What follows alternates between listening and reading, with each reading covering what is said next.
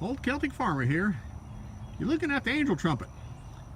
I'm going to tell you a little story about this Angel Trumpet that now stands over top of my head. I used to try to grow this thing.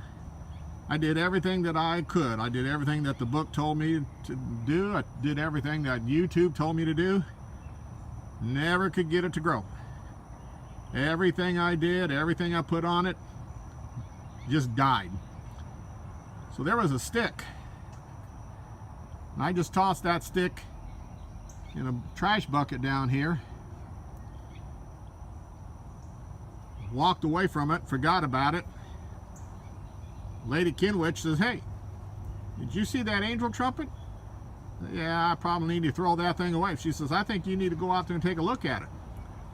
I walked out alongside the house, and just because I decided to leave it alone and let nature take its course, look how beautiful that Angel Trumpet is.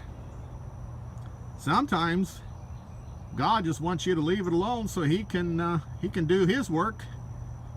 So when you try to get in there and you do your work and you mess it up, and he can come along and say, "Okay, since you're done messing up your life and everything else, let me show you how to do it." And he always brings joy when we just leave it alone and let him take care of it. Y'all have a blessed day.